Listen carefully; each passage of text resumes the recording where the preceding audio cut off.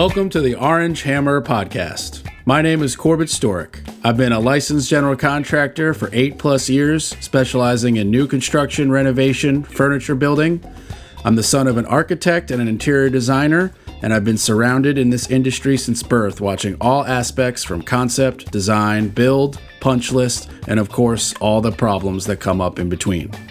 In my time in Durham, North Carolina, I've noticed a significant gap in knowledge between homeowners who need work and the people who do the work. On this podcast, I hope to break down the process of homeownership from the perspective of both the homeowner and the contractor in an effort to help raise the knowledge of homeowners about their homes and the construction/renovation process. I hope you enjoy. If you're enjoying the Orange Hammer Podcast, or if you have a topic that you want covered, or have recently done a project, please contact the Orange Hammer Podcast.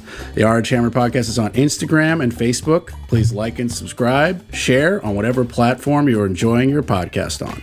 Also, check out our YouTube channel, The Orange Hammer. The Orange Hammer Podcast is proud to be brought to you by CRS Contracting LLC for all your construction and handyman needs, new buildings to renovations, furniture building, EV charger install, or even a TV mounted. You can call me, Corbett Storick. It'd be my pleasure to help you. You can find me on Instagram at CRS Contracting. WSDG, the Walter Storick Design Group, specialists in architectural and acoustical consulting. Check out WSDG.com. And Taylor Bragg, for all your artistic needs in all mediums. You can find her on Instagram at brag_about_art. That's brag, BRGG, with 2 G's. She's the fantastic artist behind the Orange Hammer logo, and she did my fantastic table painting of my podcasting table.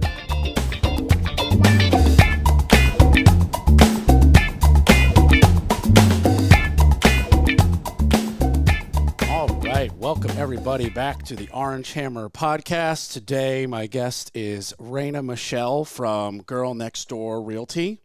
Let's give a quick shout to Jessica, who put us in touch. I met Jessica at just some random networking event, and then we did a podcast, and then as it ended, she was like, I actually need you to come to my house immediately and give me a price for some electrical and a new floor and like all this good stuff, which I did, and, you know, we'll do whenever she's ready. And then almost immediately, she was like, you need to call my girl, Reyna. She would be an amazing guest. And I was like, are you kidding me? This is what I've been waiting for. I've been waiting for the steamroll of guests who recommend guests who recommend guests. And she immediately was like, when it comes to real estate investing and real estate investing put together, she thought of you, and here we are. So thanks so much for coming. This is awesome. Awesome. Thanks for having me, Corbett. And I also met Jessica randomly at a networking event several years ago. And she's been a great business partner to have and networking partner to have and friend. And it's been great. What networking event was that y'all two met? We met at a Rockstar Connect networking event. They used to have one at the go-kart track out by Garner. And that was I'm going to stop you right there. There's a go-kart track in Garner? There is. It's kind of south of Garner near Clayton, but I'm going to need that info. Yes. It's that a really sounds fun awesome. Time. Every time I go to Frankie's Fun Park, I feel like they're closed for some reason. Not Frankie's, but the go-kart park. Or the last time I was there, it was like the adult one was closed and the kid one was open, and I was like, this 6'5" is not getting in a kid's go-kart. There's just like no way. I'm gonna have to get the info on that Gardner one. Yeah, absolutely. I like Rockstar Connect because they're kind of casual, but it has a realtor focus, which for me is great because realtors need general contractors like we need oxygen. And at least the one that I go to regularly in Durham happens to be at Nomu, which is just like a ballin' restaurant. And even if the event, for the record, the event has always been worthwhile, but I tell people when I'm like, you should come, I'm like, even if it's not worthwhile, get some food. It's a great restaurant. Like you won't be worried, like make it date night. And it just always seems to be like a lot more relaxed and more of just kind of like, so what are you working on type of question instead of like, you know, what exactly do you do? And can you do that? Like, it's just kind of and I vibe more with that personally. Yeah, same here. I actually decided to volunteer with the North Raleigh Chamber of Commerce, so I do their event planning now. Oh, cool. And that's kind of similar to what you're describing too, is it's not pushy and salesy. It's more about building relationships and just making connections with other business owners in the community. Yeah, and that translates to business. That's what a lot of people maybe don't grasp is like, yeah, you're going to go to a networking event and you're going to spend some money on food and you're going to get no business from it. But you're going to make, if you're open and honest about who you are and what you bring to the table, you might make 3 to 10 just valuable connections that gain nothing from you and you gain nothing from them till a year later or 6 months later or something like that. And simply, reaching out, hey, how's it going? I remember you told me, you were doing this. How did it work out? Do you want to get a coffee? Anything. Like, it doesn't have to be complicated. You're not going to meet the guy or gal day one who wants to give you the $500 million deal. Like, everything takes time, but Exactly. Being consistent is key with networking, because the more often you show up, the more people recognize you and remember you. And yeah, you've got to stay in front of their face to stay top of mind. So if you just go to the networking event once, like you said, it's not going to get you a deal that day. But if you friend them on all the social medias and send them a follow-up email the next day, just kind of recapping everything. And then, like you said, staying in touch with them, maybe schedule a coffee. Yeah. Or I like to schedule like coffee networking meetings at nature parks when it's That's not great. 95 degrees out. Yes, but, for sure. But fall and spring, I typically do the coffee, quote unquote dates at a nature park, and then we can get our walk in and our business meeting in at the same time. That's a great idea. I might start implementing that because I'm the type of guy who's like, I will go to this event. Like, there's a great one, Meet and Mingle in Cary. I'll go to the event. I'll walk away with 30 business cards. And then the next day while I'm watching some junk TV, I'll program them into my phone and I'll immediately type up like a really nice message and just cut and paste a different name at the beginning and be like, it was great to meet you at that event. Let's put any coffee anywhere on the books for 30 minutes just to shoot the shit. Not even trying I feel kind of bad, I have done a few of those and like this guy, Gabe, perfectly nice dude. I was just trying to shoot the shit and he like brought his Edward Jones folder and was like, thought I was going to like be an investor. Or the same thing happened with like an insurance agent. And I was like, oh, respectfully, I have all of that stuff. I just thought you were cool and let's get a coffee and you might need a contractor and there you go. And so it just, but I feel bad sometimes when they're like, oh, he reached out for a coffee. He's now a client. I'm like, no, I don't even, I'm good, but you seemed cool. Everybody starts, somewhere with their networking. So that's, sounds like a kind of a first timer experience when people come into it and just try to sell you. Cause like you said, it's not, you already have an insurance agent, but maybe you have, next week your friend is asking you for a recommendation for an insurance agent. Right. Or my insurance agent retires or my rates go through the roof for a reason that has nothing to do with my life. And it's just time to reshop. I met with an insurance lady yesterday for a coffee and she was like, it's good to reevaluate every 2.5 to 3 years because of just how things change, not related to your life, but just in the world of the carriers, the like 40 to 45 major carriers. And I was like, I had no idea. You need to come on the podcast immediately and start educating people because I was one of those people who was like, get it once, get it cheap, never think about it again. Put it on auto renew and just have insurance because for a lot of things like a mortgage or a car, it's law. Like you just have to have it. Sure, you can't drive around without car insurance. And I don't think a lender will give you a mortgage without They will not. They won't. Right. It's just law. Right. Right. Yeah. So if Okay. you're going to have a mortgage, you definitely have to have homeowners insurance. Yeah. And even if you don't have a mortgage, you should probably still have it. Just, So to you never clarify, know. it's not a law if you buy your house in cash, but you obviously recommend it. I don't believe that it's required. No, it's not a Okay. law that you have to have it. If you're not getting financing, it's the lender that's requiring you to have it. But just from a protecting your asset, perspective, it's a good idea to definitely have homeowners insurance, even if you bought the home in cash. Could not agree more. I was just clarifying for like actual rule of law. Mm-hmm. Yeah. Because I only have had a mortgage when it comes to a home, and I probably will until 30 years from now when it pays off or whatever. But like most people, and it's just kind of one of those things, taxes, insurance, like you just add it to the list, you know? Yep. And like you were saying too about re-shopping every so often. Yeah, I've heard the same thing, that you need to do that. And then also, since we're business owners too, it's important to like keep in touch with your commercial insurance agent and just touch base every once in a while, Mm-hmm. because as your business is growing and changing, you might find that you need different coverages, for different things as your business evolves. So Absolutely. you always want to make sure you're protected. Yeah, absolutely. That's a big one for people in my world, because as you scale, and especially for me, like right now, I have every subcontractor, 0 employees. If I started building enough where I had 10 employees and 2 vans full time, that's a drastically different umbrella policy. Like they wouldn't even be covered. That would be not okay. I would totally have to adjust based on size.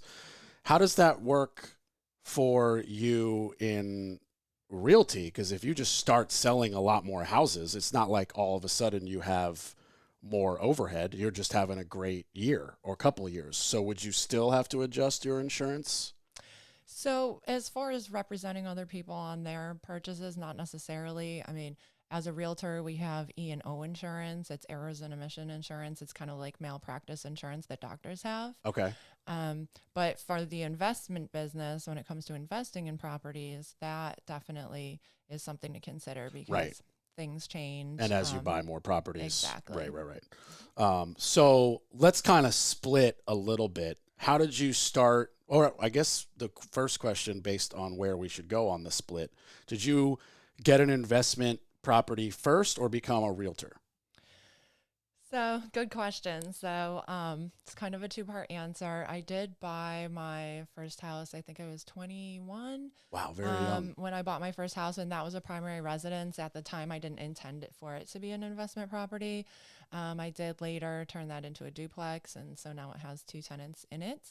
Very cool. Um, It's amazing to start that young. That's an incredible achievement. oh, thank you. Yes, I just always thought that paying rent was not the way to go to build wealth. You're And right. so I worked really hard I worked full time when I was in college so that I could save up, so that I could buy my house right away. I just thought that, renting would kind of put me behind on saving up for a house. So I figured the sooner the 100%. better. Yeah, it's incredible. I know people who did work in college. I don't know anybody who worked full time and went to school, so that's impressive as well. I didn't work at all except for summers, but it was definitely like I lived at home and it was spending cash. Like I was not thinking about buying a house at all. Like not even, I was like, where am I going to even move in a year? Like not even, yeah. So drastically different brainwaves there. So when you bought that house, you were not a realtor. I was not. Okay. So when you buy that, what part of the world are we in? This is in right outside of Rochester, New York. Oh, okay. Fellow New Yorker. What's up? Didn't even know that. That makes sense. We already get along. Yankees have won 5 in a row randomly. I don't know what's happening. You never lose faith until it's over, That's right. but it's a dangerous slope We'll to see. think it's okay. It's not okay. So just outside Rochester, you buy a house at 21. I'm still amazed at the age. And then at what point when does the light bulb switch and you're like, okay, this should now be, I want to either buy a new house or move somewhere completely different or buy the house across the street and keep this one? Like, when do you start thinking that way? So I actually started thinking that way when I was really young. I was probably in elementary school. And we would go down the street to get our hair cut. And the lady who owned the hair salon, it was in a garage. Like, it was a completely refinished garage built out as a hair salon. And the house out front was their rental house. They had sold that and moved down the street. And so they were renting out that house. And I just thought that mailbox money was like the coolest thing ever. And I was like, that's what I want to do someday. And, you know, for a while I thought about opening a beauty salon or a pizza shop. I just always knew I wanted to be a business owner.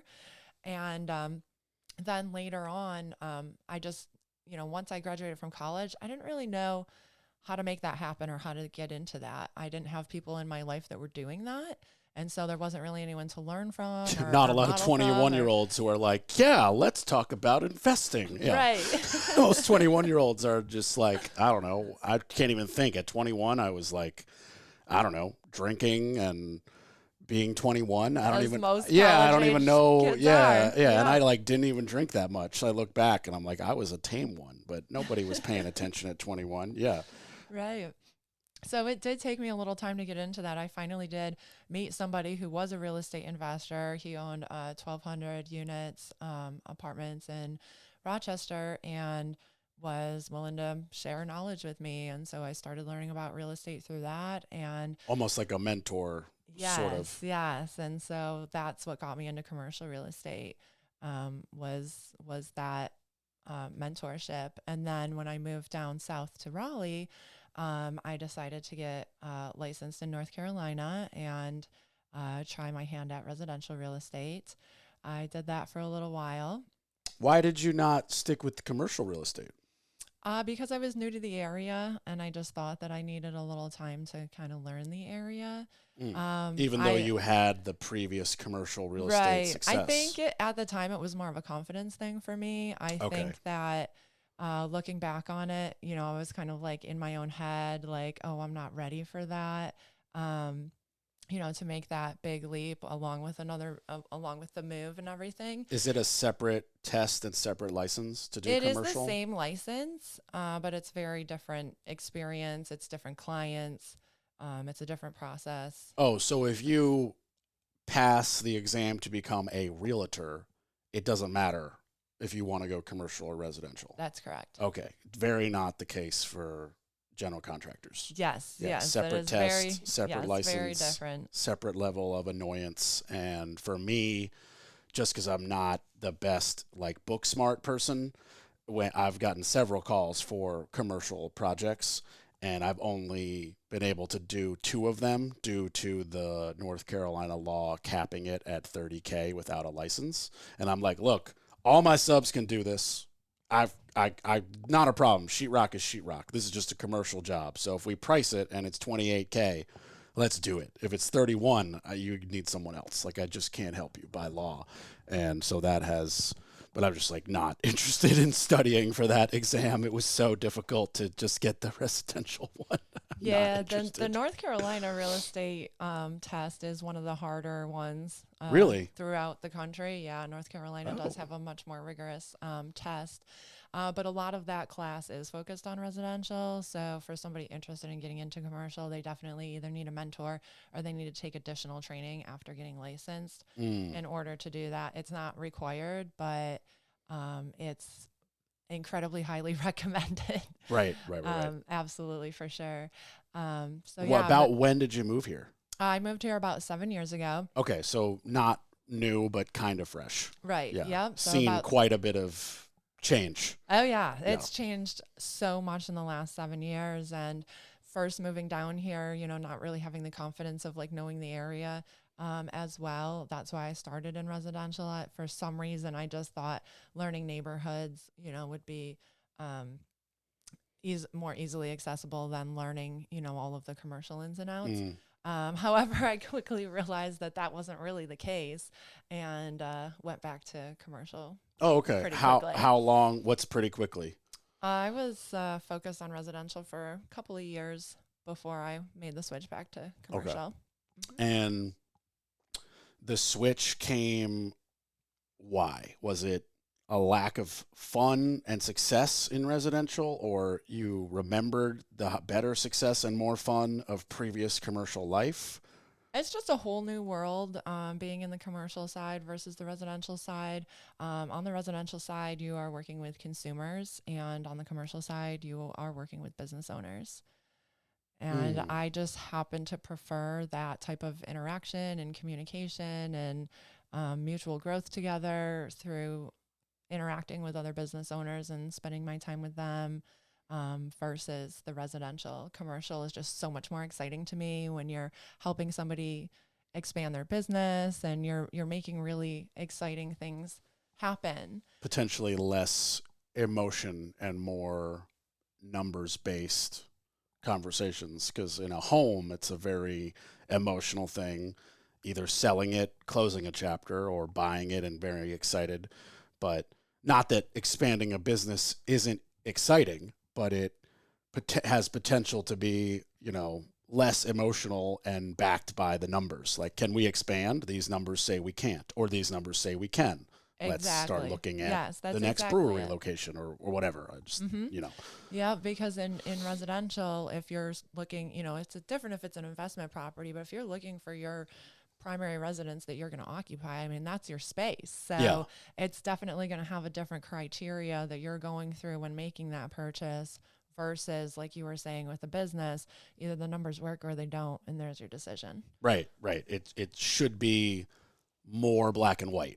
There's more cut and dry of like, either we can do it or we can't. Like, we have this outside business person who says bad idea or says good idea, and then start looking for the next space or the bigger space or the second location or whatever. Exactly. Yes. And I've just always really enjoyed being around other business owners and, people that are talking about personal growth and business growth and that sort of mindset.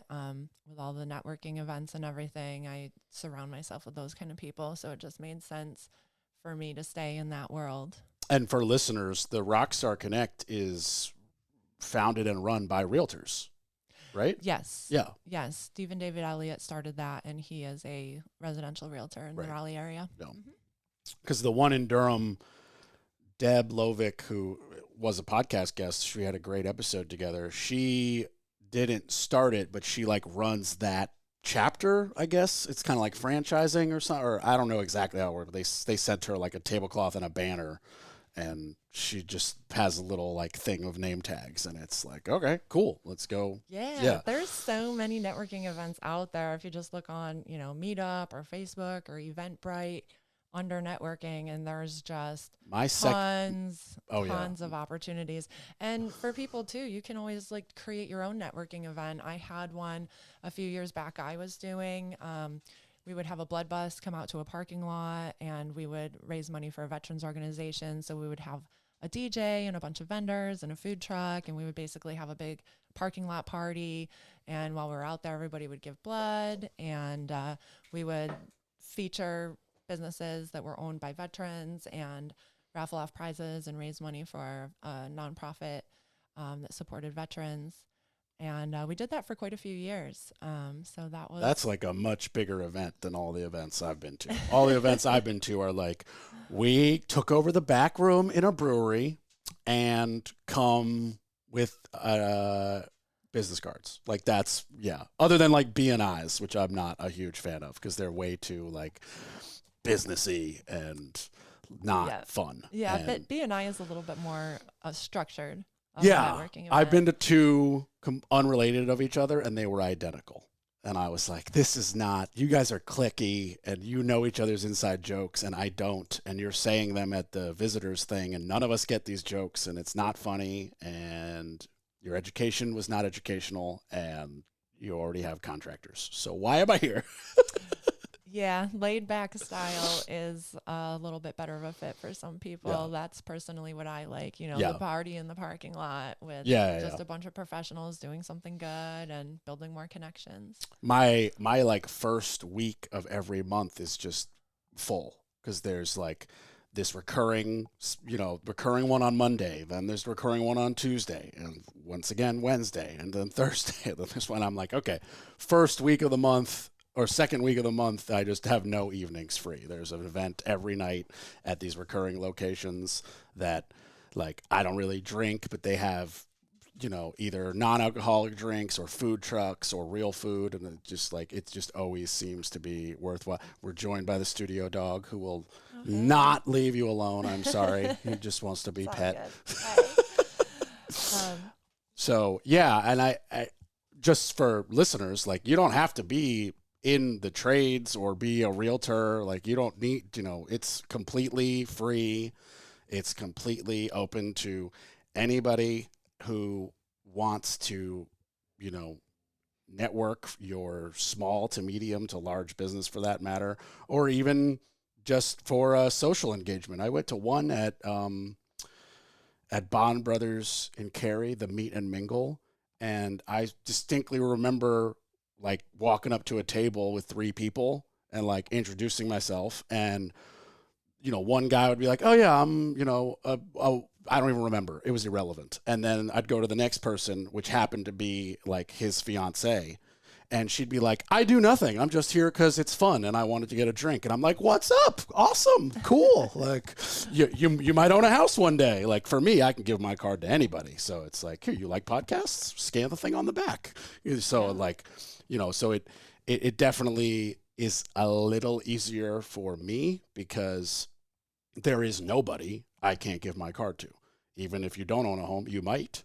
Or someone who might, or your friend might need something. Everybody knows somebody who owns a home. Yeah, or needs, anything carpentry related. Like, it doesn't have to be, a new luxury home. So for me, it's very easy. For other professions, it could be, I imagine the ease is the same for you. Either you own a home you might want to sell, you don't own a home you might want to buy, like, keep me in touch, or the commercial side, like, what's your business? Do you need space? So you could always, but I mean, I guess it could be difficult. Like, we were talking earlier about that financial advisor.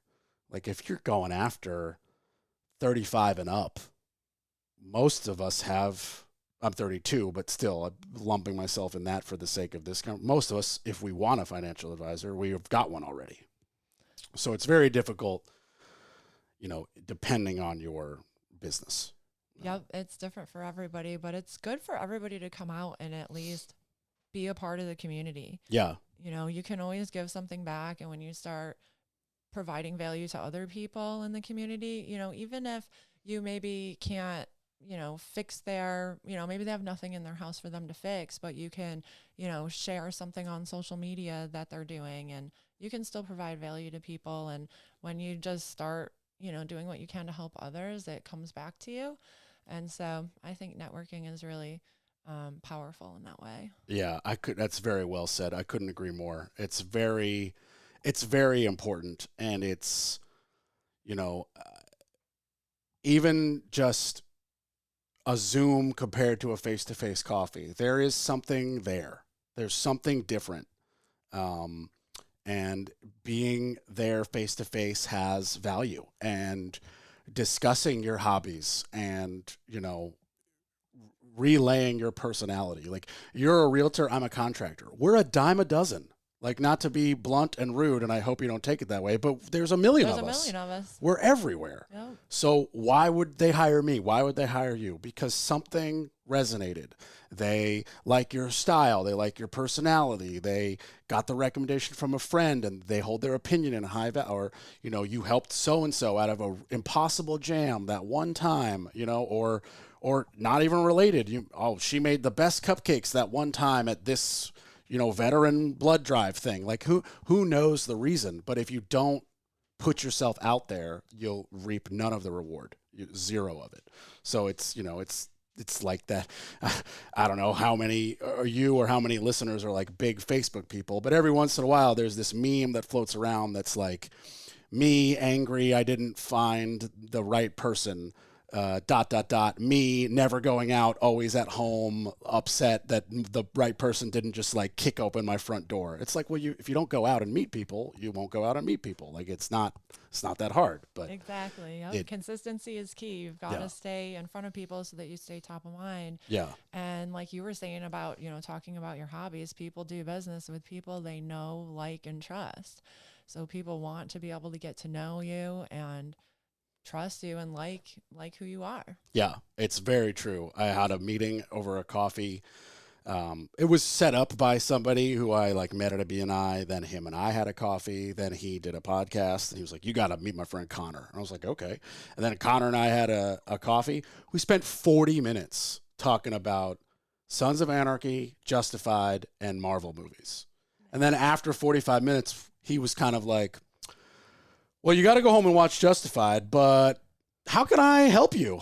And I was like, honestly, I don't need any of your help, but Connor or, Caleb put you in such high regard that I needed to meet you, and we'll find a way to work together one day, and I'd love to have you on the podcast. Like, it was hysterical. Like, we just shot the shit. But when he called me yesterday to put me in touch with somebody business related and ask me for compliance questions, because he's a financial advisor, to come to be submitted to be approved for the podcast, we then had another 30-minute conversation about, like, we now are buddies with that. Like, we're going to try to hit the gym next week. Like, it just naturally, it just naturally developed. And we have no business to give each other, but he's got a person in real estate he wants to connect me to.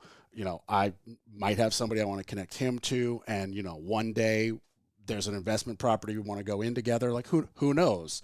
But if you don't reach out and try to be personable and make the connection. And, I'm an introvert and it's scary, but if you got to do it, like, you've got to, just swallow your anxiety for 5 seconds and realize that we're all kind of in the same boat here. Right, exactly. Yeah. I used to be very, very shy, and so it was difficult for me to go out at first and network, and I just had to make myself do it. And, some of the business after hours are at a place that has a drink. If you have a drink, maybe that kind of helps settle the nerves a little. That definitely helps a lot of people, for sure. I don't typically drink at networking events just because I want to make sure I remember everybody that I meet. It's hard when you meet a lot of people to remember them. So I want to make sure I'm trying to, be intentional about that.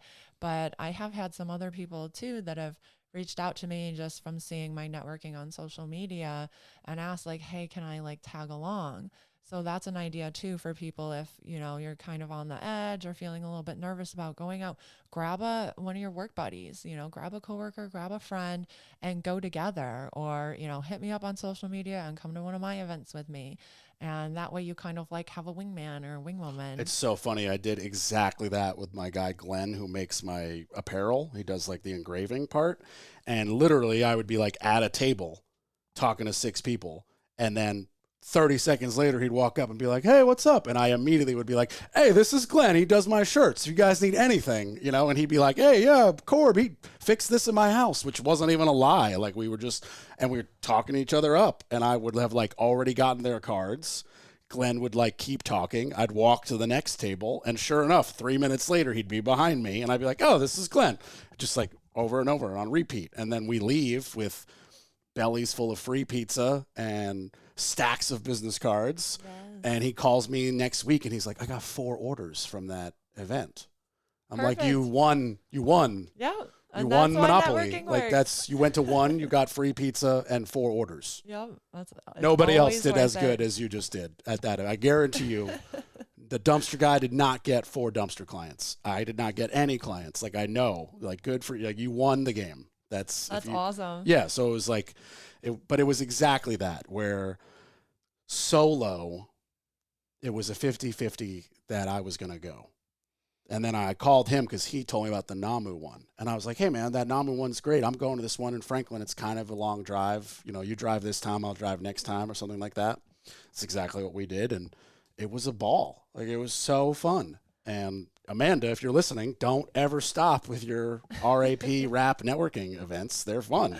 They're really great. I've been to those as well, and they are awesome. They're very fun. Yeah, it's a long drive for me, and I deem it worth it because everybody's cool. It's 100% worth it. And sometimes it's a little bit of a different mix of people that are willing to make that drive. So you meet some different people than you would in the typical locations. And then it's interesting. And then it's funny for me because at the last one I went to, which unfortunately I forget the name, but it was at a cool pizza place, bar thing. I had 2 or 3 people after I gave them my card. They were like, "Why are you driving to tiny, nothing Franklin County from Durham?" And I'm like, "Why not?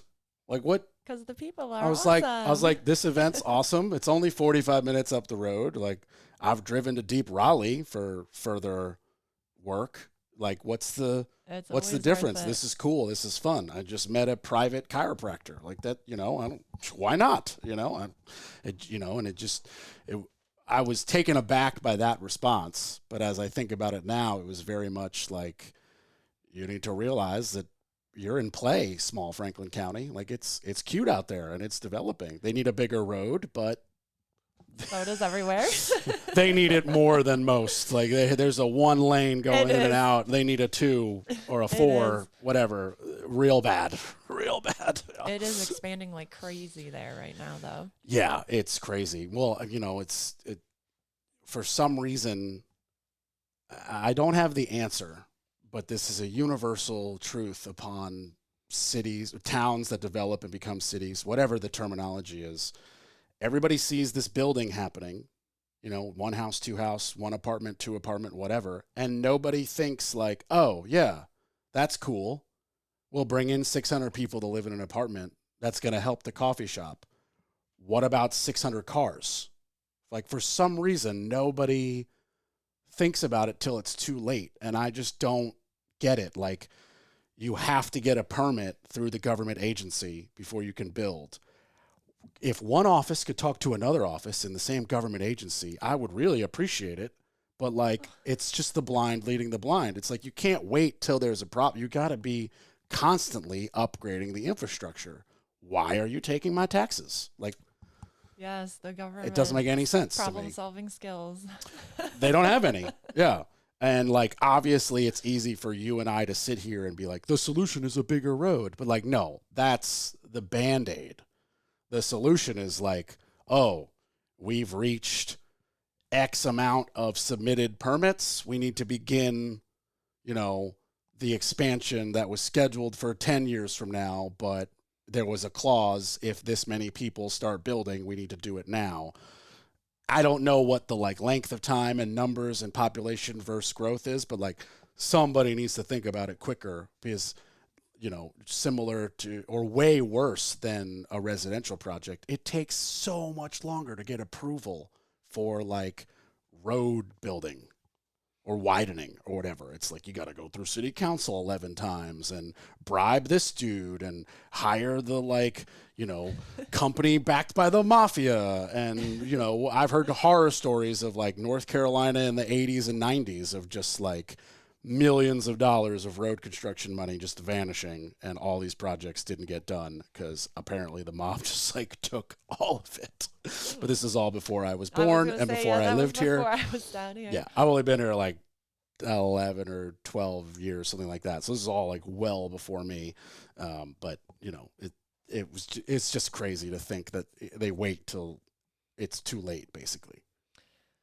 Yes, government is a lot more reactionary, after the fact. Yeah. Which is why it's great to have entrepreneurs and local business owners getting involved in the community and speaking their voice and having a combined voice. But they're not going to build a road. No. But at least to be able to have a combined voice, to be able to give feedback and recommendations and, let leadership know what are the pain points, what are some possible solutions, what does the community want. So transitioning a little bit to the investment side, do you still have that first house in Rochester? I do. Okay. Successfully rented out. Do you have like a management company up there? I do not. Okay. So my parents live not very far away from there. My dad's pretty handy. I also have really, really awesome tenants, like the best tenants ever. So that's made it very easy to manage from far away. I don't think people understand how much of a difference that can make. It's the 100% of the difference. All of That's it. like the most important thing about investing is picking a good quality tenant. Yeah. Like making sure that you have a rigorous screening process. Yeah. Yeah. We use a third party for that, who will have like people submit an application that costs money and backgrounds and credits and all that. And they tell me that honestly, the biggest thing to help them is the fact that the application costs money, because people who are like not going to qualify, they know they're not, and they don't waste like the $75 application fee. And they're like, that's the initial screening. We get 90% of them say no, and we're focused on the 10%. And I'm like, well, that's great. Exactly. And then you're not wasting your time going through applications for people that were never going to come close to qualifying. Yeah, yeah. And people that aren't really serious about it. You know, if they're still weighing their options and trying to decide on something and it's not worth them to pay the application fee, it's not worth it for you to look at it. Yeah, like when I build a house that we then rent out, because that's what we do. We, being my family and I, we've bought and gutted and renovated 10 homes that are now rentals in Durham, all single family. And I have a little sign that's like, you know, CRS contracting. And I'll get a phone call, all the time, from somebody who's like, hey, baby, that house over on blah, blah, blah address. What are you doing with that? And I'm like, how can I help you? And they're like, well, we're wondering if you're going to sell it or rent it. And I'm like, it'll be for rent. And they're like, oh, yeah, I want it. And I'm like, cool. There's no fridge or floor. So when my sign leaves and a for rent sign appears, call the number at that sign and do an application.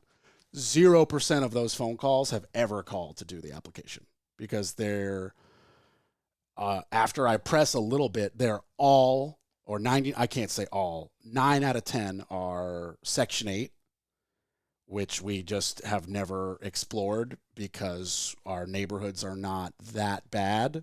And we've always found a tenant within like 2 or 3 weeks of it being priced correctly. Yeah, it's right now people are like desperate to find places. Like there's just not enough housing available, whether it's for rent or for sale. It's funny you say that though, because when we were renting our last house out, we had a huge issue with an influx of homes and we had to drop our rent. So I don't know if it was just like last 8 months and things have kind of changed, but our like rental agency was telling us like, yeah, we've had to even drop a couple of rents. And that yours can included. happen, and if it's like a specific neighborhood, if something has just come available, you know, like if an apartment complex or something, or a new neighborhood just got released, like right nearby, that can affect like the immediate area.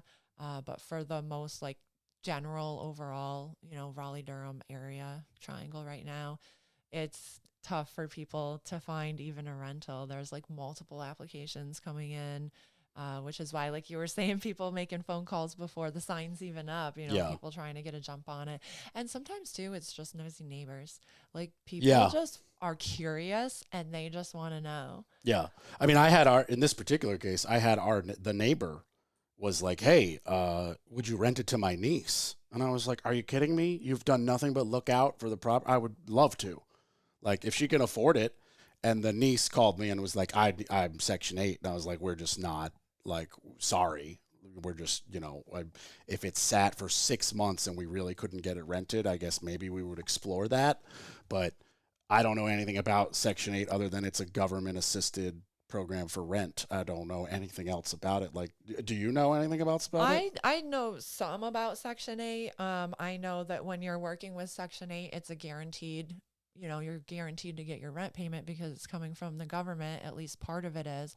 Sometimes it's just subsidized and part of it's coming from the tenant.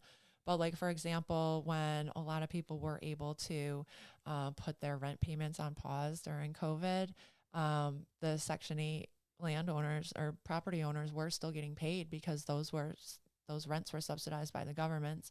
Oh, the government checks were still coming. Exactly. So it can be a little bit, you know, as far as your risk, because the rent's guaranteed, the risk factor is a little bit different there.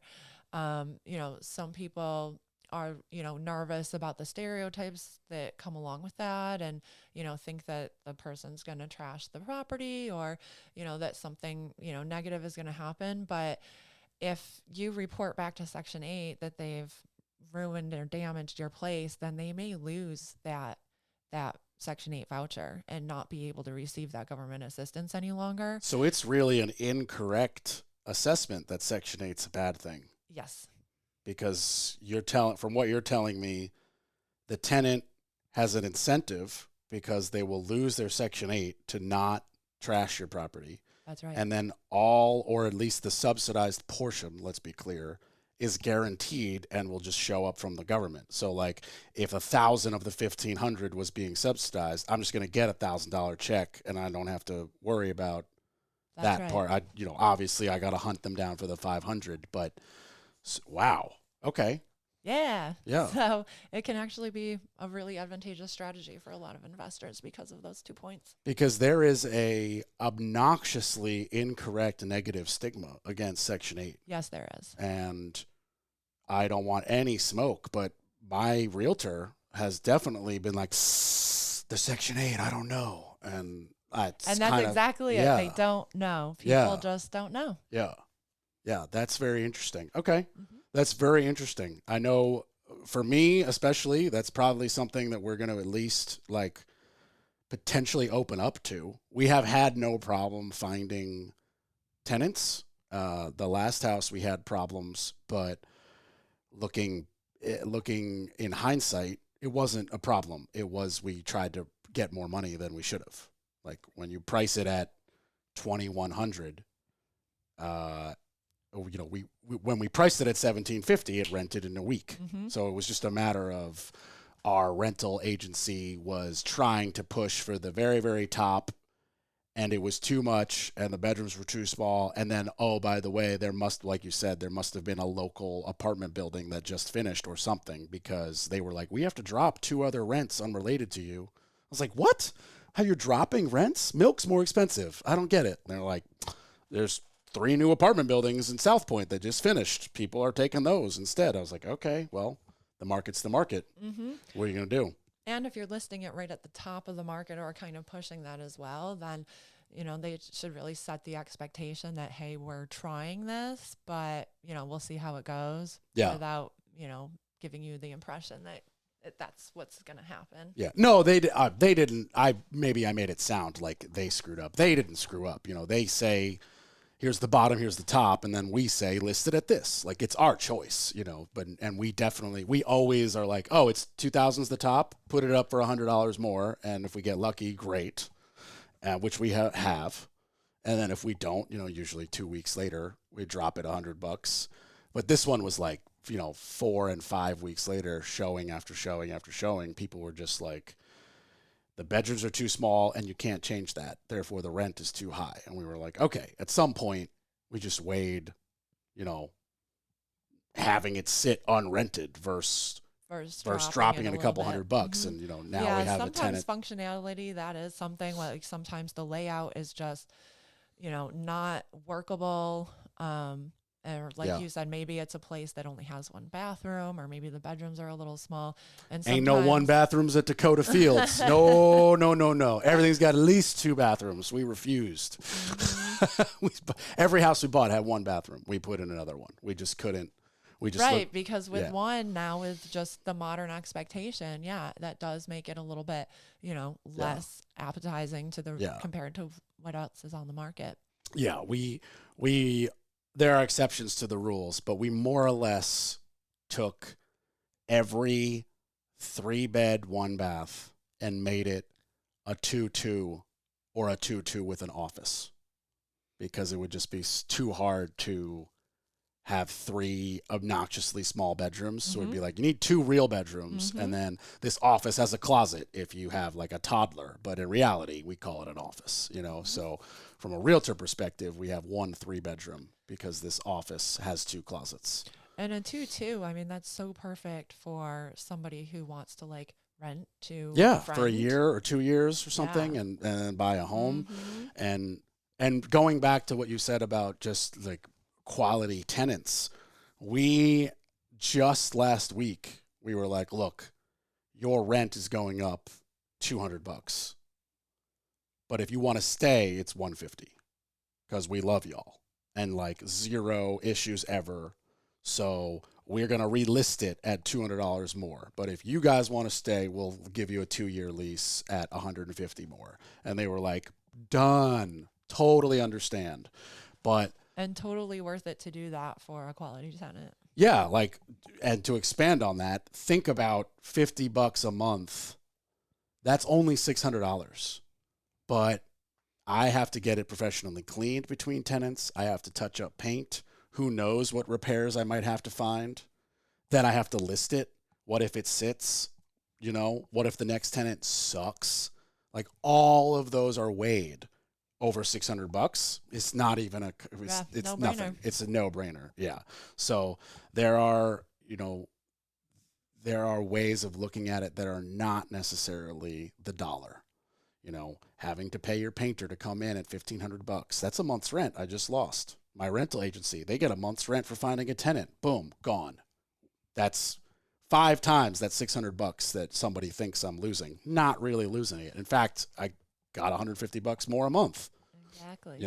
And a tenant that literally texts me twice a year for like, hey, this thing broke, and I'm like, I'll be right there. Like, it's just like, send me a picture if I need hardware. Like, it's, you know what I mean? It just, so there's definitely ways you can not think necessarily just about the dollar and really ease your landlordship or whatever, property management. Landlord's a terrible term, isn't it? It does. It's have like a some negative, medieval a connotation. I think just from society, my lord, movies and whatever. Yeah, I mean, there's certainly some not good ones out there, but hopefully we'll be able to buy all those properties from them. Exactly. Yeah, and have them retired. That's one thing that my rental agent will really push. They'll be like, you have no idea who you're getting as a property manager. Like, they have my direct cell phone. They can just text me a picture of something that broke. If I can't fix it, my sub will be there to fix it. Like, all of my houses have a lockbox, all of them. So my sub could just go and be like, hey, the code is this, send me a bill. Like, here's the tenant's phone number. They know you're coming, text them upon like, just makes life so much easier. And like, we do little things that nobody else cares about that we know make the difference. Like putting in a dedicated outlet and a coax outlet and a shelf centralized and high in the house for the Wi-Fi. Like, nobody, you walk into people's houses and it's like in the corner on the floor, sitting on a carpet. And I'm like, guys, what planet are you on? There's no, you curious why that one TV doesn't get reception? There's a reason, right? So like we do that. We put in stone countertops instead of Formica because we know one hot pot without a trivet, it's going to burn the thing. And newsflash for those listening, 2 Formicas is 1 stone. So I could put in Formica, let them ruin it, replace it, let them ruin it, or I could just put stone in once and it'll be good for 25 years until we sell the house. Like, you'd have to hit it with a sledgehammer. Like, so or we put in a tub. By code, you got to have 1 tub, right? As you know, but instead of the crappy fiberglass walls, we put in tile. And in the master, we'll do like a custom pan and custom glass. And people, they're tenants, so it doesn't really matter. But you get just a better, like, oh, maybe I shouldn't treat this as rough as the apartment. This is like a really nice glass. They took the time to really like make it look really nice and function properly. And, we buy all new appliances, so we just know there aren't issues. And it's just like, even down to sometimes the way we wire the house. Like, I had one house where every time the tenant used one outlet, that breaker would trip or the lights would flicker, excuse me. And I found out that it was done correctly and to code. So I want to very much clarify correctly and to code. But the particular set of LEDs and this particular outlet were wired to the same junction and on the same circuit breaker. So when you pull too much juice from like a power tool, like a drill, they're going to flicker. Now, again, for the 3rd time, up to code. But I say up to code 3 times now to point out the code is the minimum base of liability protection. It's not the rules, or it's not the best solution. It's the do not eat like packet in the recording in the stereo equipment. Like somebody ate it once, so they put do not eat. Like that's code. Somebody forgot to do the bare minimum and something got electrocuted.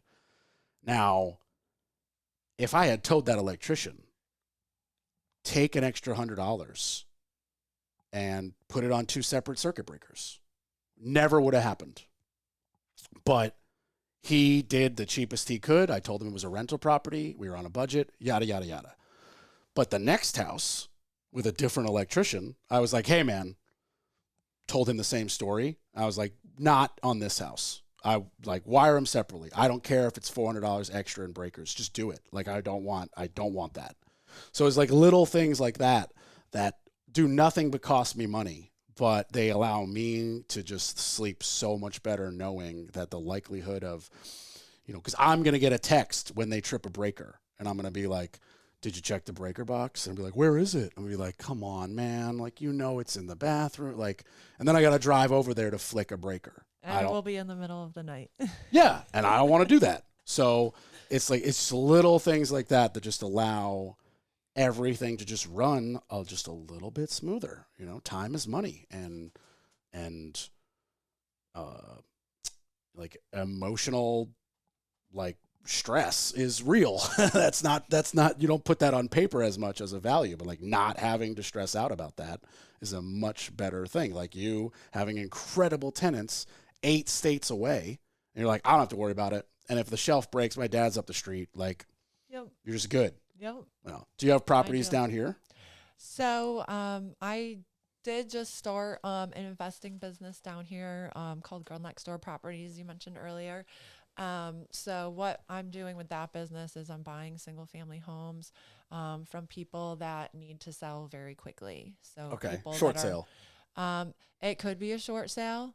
It could be somebody that's about to go into foreclosure. It could be somebody that's maybe getting divorced. Maybe they're moving into long-term care.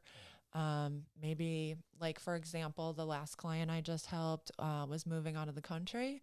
And so he didn't want to list because he didn't want to have to get his house ready for showings. He didn't want to have to move out his personal things out of the house, especially with moving out of the country. He didn't really, there wasn't anywhere for him to really downsize to. And so for him, it was convenience. He was like, I know I'll get more money if I list it. I'd rather have the convenience. Just buy it from me. And so that's what we did. And we ended up flipping that one. We actually just sold that maybe 2 or 3 weeks ago. So you just have to have the knowledge, or at least the ability to have the right people to find the knowledge to go and look at this house and be like, okay, if we fixed just that and cleaned it and staged it, we could sell it for X. So we need to get it for X minus 60K or whatever the numbers are to make it valuable. Right, exactly. So that's what I go in and do. I go in and look at a property and decide what is it going to take. They're not all flips. So this last one I did kind of was a flip. But for the most part, what I'm trying to do after I buy these is actually sell them rent to own. So for people who are like not quite able to qualify for a mortgage yet, maybe they just switch jobs, or maybe they need to work on their credit score a little bit more. They are on track to qualify for a mortgage in the next year or two.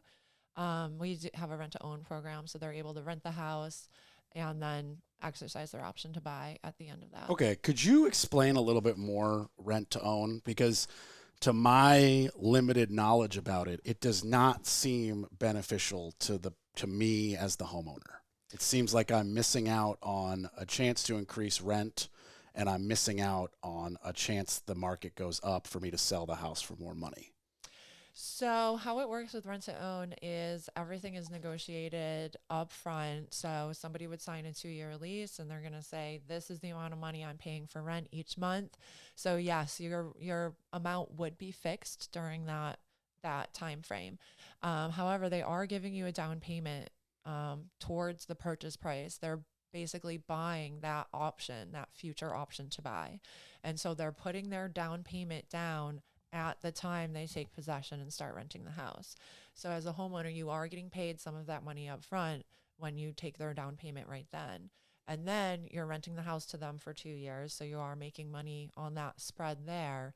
And then when they exercise their option to buy at the end, you are selling it for more than what you owe on it. So you're benefiting at the end of the transaction as well. Now, Let's say you don't owe anything. so, I mean, if you don't know anything, then you can just, sell it and you get to keep it all. If you don't No. have any debt on it. I'm saying like, I guess more, as my dad would say, better the question, better the answer. Let's make up a hypothetical scenario where I own the house completely outright. Is there, two questions. 2 year into the example you're talking about, 2 years and they get to exercise their right to buy it. Can I say no? No, I've said yes when I took the down said payment. yes. Okay. Yep. What if they say no? Do I have to give the down payment back? No, that down payment is non-refundable. Okay. And that is explained to them ahead of time. It's in the contract. It's a non-refundable deposit. You are making a deposit to buy this house. If you change your mind 2 years later, that's your decision. So there's a risk for that person. So the risk to that person would be them changing their mind and not wanting to buy it. Like if they were going to use that 2 years to either, change their life so that they had a better credit score, or they were planning on, I don't know, I'm just going to make it up. They were planning on a relative to pass away and getting an inheritance, whatever it was going to be, where they were like, we're going to be good in 2 years. 2 years hits, we're not good. It was a dice roll, but as the homeowner, you just got a free deposit. So that depends on the situation. So there may be an option to renegotiate an extension. They would need to pay another option deposit in order to get that, in order to get a second option. But that could be a possibility. So that depends on, again, if the owner owns it outright or if they have financing on it. If they do, that's going to depend on their financing situation as to whether or not giving them an extension is even an option. Okay. Another, thing too is if you've already been under contract with them once and they were unable to perform, do you want to give an option to somebody that already proved they couldn't perform on a contract once? I mean, to me, this still seems like a terrible idea altogether. So the answer for me would be absolutely not. But I'm just confused. Yeah, so I guess I'm confused as to what position you would have to be as the homeowner where you are sitting thinking that's a good idea. Do you have to be upside down on your mortgage? No. No. Like when would you recommend that to a homeowner? What's a potential set of circumstances where that makes sense rather than just let me sell the house for the most I can get it for? Right. So how this would benefit a homeowner if they were planning to, move out of their house anyway. This would benefit a homeowner because if you're selling today for a future price that you've predicted 2 years from now, you're selling it for more than what you're going to get today. So let's say, for example, that comps right now are saying you could sell your house for $300,000, and, based on growth over the last few years and you're projecting that future growth, let's say you've predicted that house is going to be able to sell for $350,000 in a couple of years. And so you are selling it today for that price, that future price. So you're locking it in at that sales price today. You're taking the down payment today. And then in the future, you're able, when they exercise their option, you're getting the rest of that money. So it's if a you're win. able to wait to get paid fully as the homeowner, if you're willing to wait and not get paid everything up front, you will be making more money. Okay. That's the benefit to the homeowner. Unless, of course, 2 years later, the house is worth $400,000, then you lost $50,000. Yes. So that is a gamble to both the buyer and the seller. Right. Pricing could change in the market, and it's whatever the buyer and seller agreed would be that future price. Right. So it's a risk on both sides. Right. Obviously, the homeowner is popping champagne if the market dips because you got a contract at this above market price. So you're like, I don't care, exercise, or I'll take that down payment and I'll get another person. So, and then, okay. And very interesting. Right. And for the buyer or the rent to own that's, it's beneficial because they're able to start owning a home years sooner than they may be able to. Oh, because they're not trust able to me, qualify I for definitely get financing. why it makes sense to be the person trying to rent to own. Yeah. I like, because we've had a few tenants be like, we love it, we're signing a second year, Yeah. could we sign a rent to own? And we're just like, no, we're zero interested in that. We're going to raise the rents probably every year, and when we deem it time to sell, probably 10 years after each purchase, we'll just start selling them because we're waiting for neighborhoods to turn around and whatever, and our plan is working. It's just a very long-term play. So yeah, I definitely understand why you would want to be the person renting to own, because you can lock in a price. The market can go up or down. The rates can go up or down. Who cares? You're locked. That's great. Yeah. It's a unique option. In real estate investing, there's so many different creative ways to structure a deal. And, being a realtor, typically that's a one-way street. There's, just the typical, you list or you buy with the traditional financing, and that's your only options. And so it's nice to be able to provide other options for people because these options are available. They're beneficial depending on your situation. And it's best to be able to give people options instead of just, hey, here's your only solution. Hey, let's actually find out what your problem is and see which one of these options is going to be the best for your situation. So you get to use pretty much a culmination of all your skills now.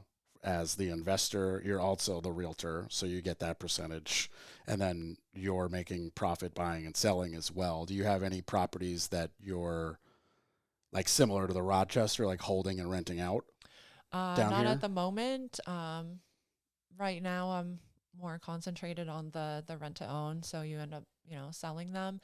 But I do plan to get buy and holds in the future. Just focusing on the other strategy right now. Yeah.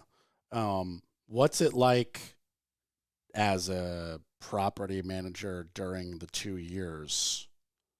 Are you on the hook for anything? No. So they have, at that point, they are saying that they are going to buy the house. They've already put a down payment on it. So it's on them Wow. to maintain. So there is no property manager. That's correct. You're basically just taking your purchase amount slower. Exactly. Okay.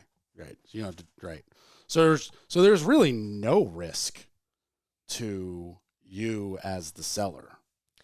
I mean, there are risks, like you were saying, if the market went crazy, crazy high. Well, that's a missed amount of money, not a risk, though. Right. I mean, yeah, you're right. Not to split hairs. I'm just right. thinking The other option, or the other, potential risk too, is if you were, if you can wait a little while to get paid, like we explained, you'll end up making more.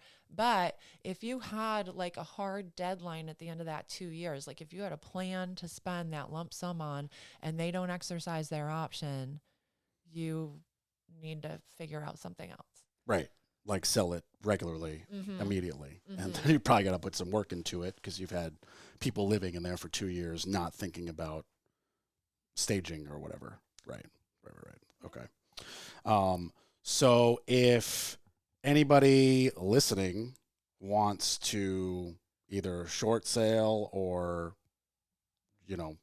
use you to benefit them with their home, with their house, how would they contact you? So for anybody who wants to sell a home, whether, whatever their situation is, we'll sit down and talk about the best way to do that.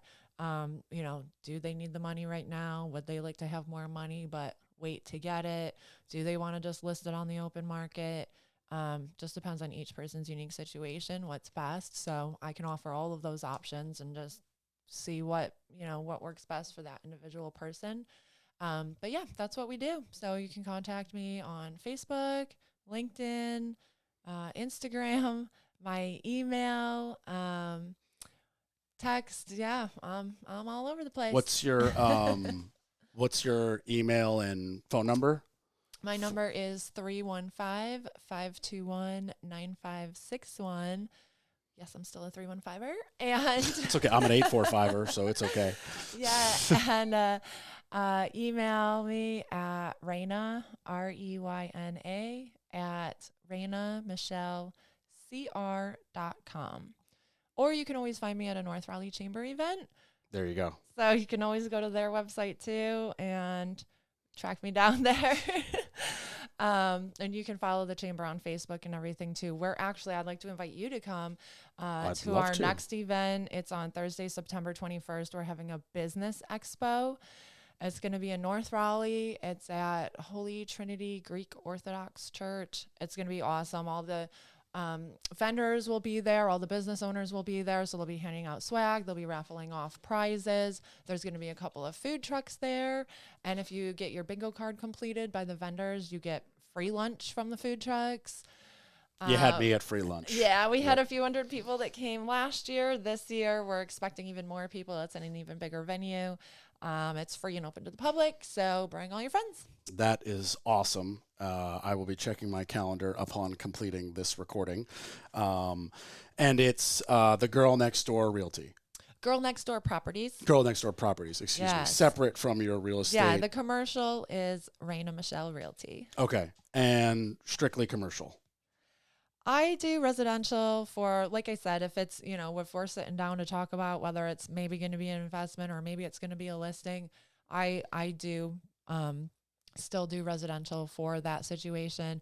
I also still do residential for my friends. Like we were talking about before, people want to work with who they know, like, and trust. And when you've got, who's going to go to bat harder for you than your friend? It's true. It's true. Definitely always down to help friends. But yeah, Reyna Michelle Realty for the commercial and Girl Next Door Properties for the investment. There you go. A realtor and investor. What a combo. I really want to thank you for coming by. Jessica. Thank you for having me. Thanks for putting this together, basically. Yes, thank you to Jessica. Yeah, she is incredible. We appreciate all her connections. Yeah, she's kind of like I keep meeting networking gurus. It's amazing. It's just it's become a lot of fun. Yeah. Yep. And as always, the Orange Hammer podcast, Facebook, Instagram, YouTube. If you need CRS contracting for anything in the triangle, corb@wsdg.com or 845-489-6057. Thanks, everybody, for listening, and enjoy the rest of your day. Thanks, everybody. Thank you.